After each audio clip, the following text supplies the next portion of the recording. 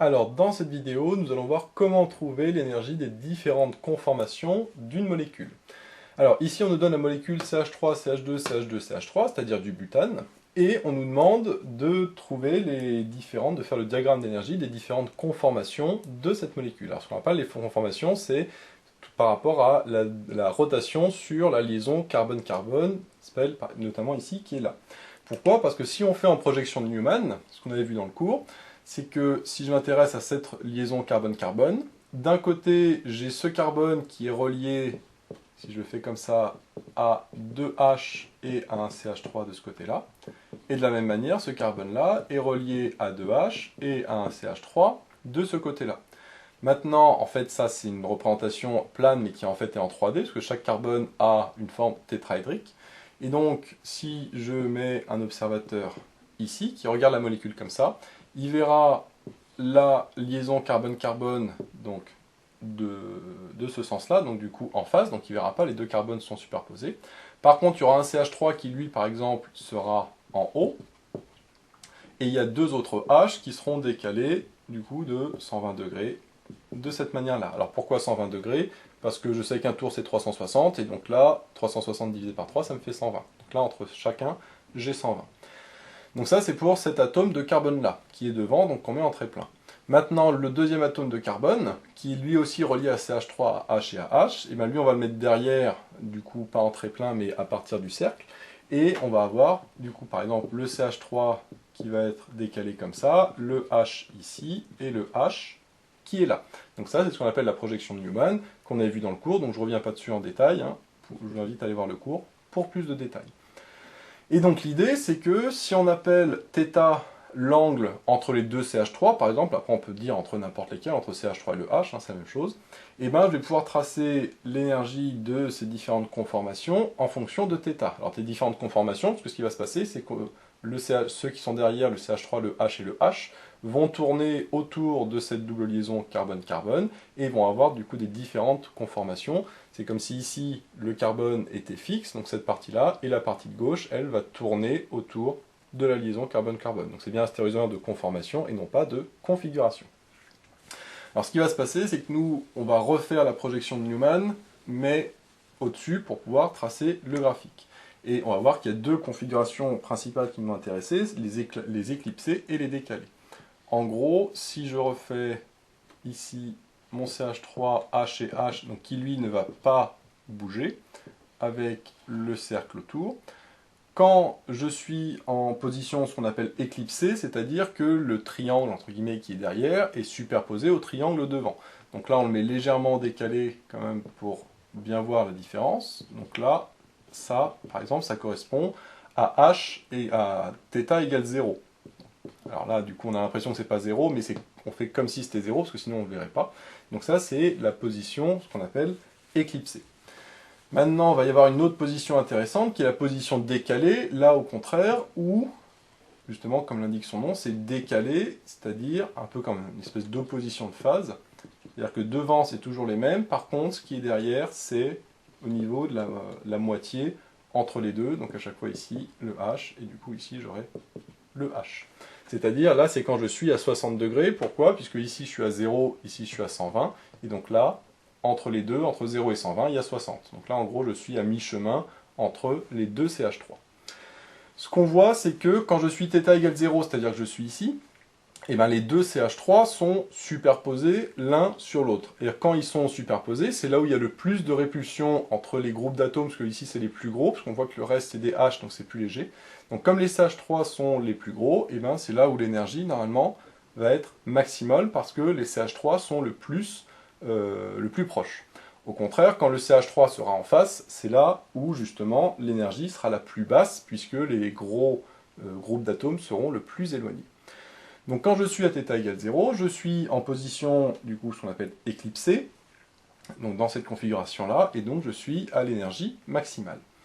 Ensuite, quand je décale jusqu'à 60, donc on va dire par exemple ici, donc là en degrés, hein, θ en degrés, et bien là, je suis à une énergie qui est moindre, puisque les deux CH3 sont plus éloignés l'un de l'autre, et même les H entre eux sont plus éloignés.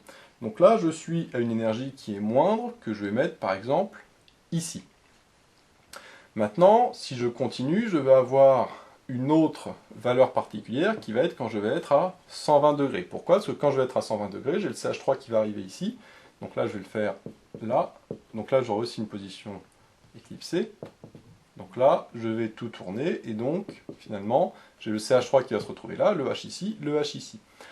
Donc là, je suis moins stable, j'ai une énergie qui est plus importante qu'ici, parce que là, les CH3H, le CH3H, en fait, sont aussi l'un avec l'autre, mais ils sont plus rapprochés qu'ils ne l'étaient ici en position décalée. Donc là, l'énergie va être supérieure à celle-là, mais inférieure à la toute première où les deux CH3 étaient ensemble. Parce que quand les deux CH3 étaient ensemble, la répulsion entre les deux était plus importante que quand les CH3 sont avec des H.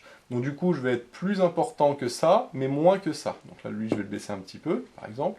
Et donc là, je suis du coup entre les deux énergies. Alors, à peu près au milieu, on peut dire, il n'y a pas de... Ici, c'est la position qui est importante, c'est pas la position exacte, hein, c'est vraiment la position relative de savoir l'énergie, où est-ce qu'elle se situe par rapport aux autres positions. Maintenant, si je continue de décaler, donc là, je vais arriver au milieu, donc à 180 degrés. Donc cette fois-ci, j'ai le CH3 qui va arriver ici, et les deux H qui seront là. Donc là, c'est quand je suis à 180 degrés. Et là, on voit que c'est la position la plus stable, donc l'énergie minimum, puisque là, c'est les CH3 qui sont le plus éloignés possible. Je ne veux pas éloigner plus les gros atomes que ça. Donc ça, normalement, ça va être la position la plus stable, et donc celle d'énergie moindre. Donc celle-là doit être forcément inférieure à toutes les autres, et je la fais, par exemple, ici. Donc là, c'est quand j'ai retourné encore de 60 degrés. Maintenant, si je retourne encore une fois de 60 degrés, je vais arriver encore à une position ici, mais le CH3 va se retrouver à ce niveau-là, et du coup le H ici. Et là, ce qu'on remarque, c'est que ça, c'est la symétrique de celle que j'avais juste avant, c'est-à-dire quand le CH3 est ici et que le H est ici. Puisque là, ça bouge pas. Là, j'ai CH3H et HH, et là, j'ai l'inverse, CH3H et HH. Donc en fait, je suis exactement dans la même position qu'avant, mais juste symétrique par rapport à celle-là. Et donc j'en déduis que à 240, donc qui est 60 degrés plus loin, ici, et ben je suis exactement dans la même configuration que à 120 degrés. Et donc du coup, je suis au même niveau que à 120 degrés. Donc ça, c'est important de voir que comme c'est symétrique, et bien forcément, c'est le même niveau d'énergie. Maintenant, si je continue à décaler de 60, cette fois-ci, je vais arriver avec le CH3 qui va arriver là, et le H ici. Donc là, j'ai le CH3 et puis les deux H qui sont là. Le devant ne bouge toujours pas. Et là, de la même manière, je me rends compte que c'est une configuration qui est similaire à celle que j'avais tout à l'heure, quand j'avais le CH3 ici, et le H qui est là. Encore une fois, c'est le symétrique par rapport à un plan vertical que j'aurai ici, qui correspondait à 60 degrés, donc l'énergie qui est ici. Donc là, pour 240, en fait, c'est exactement, pour 300, pardon, parce que là je suis encore tourné de 60 degrés, et bien pour 300, j'ai exactement la même chose que ce que j'avais pour 60 degrés. Or 60 degrés c'est là, donc du coup, pour 300, il faut que je fasse le même niveau d'énergie. Et enfin, si je retourne, je fais encore plus 60, donc j'arrive à 360, et on voit que 360, bah, c'est comme 0, puisque du coup j'arrive ici avec le CH3 là, et le H ici, de toute façon c'est normal, c'est cyclique, donc à 360, je reviens à 0, parce que c'est la même chose, et donc du coup, je dois refaire la même chose qu'à 0. Maintenant, une fois que j'ai fait les différents paliers, et ben, j'ai juste à les relier, alors à chaque fois, il faut faire des choses un petit peu arrondies, comme ça, hop. Alors forcément symétrique, hein, il y a une symétrie par rapport à 180, ce qui est logique dans le sens où la molécule est symétrique par rapport à l'axe, enfin par rapport à un plan vertical, donc forcément le diagramme d'énergie est symétrique par rapport à 180, puisqu'on a vu que 180 c'était la position la plus stable. Et en effet, on voit qu'il y a un espèce de puits au niveau de 180 qui est le plus stable parce que c'est celui de moindre énergie, alors qu'au contraire, la position ici CH3 est la moins stable parce que c'est celle qui correspond à l'énergie maximum, et on a au contraire un pic.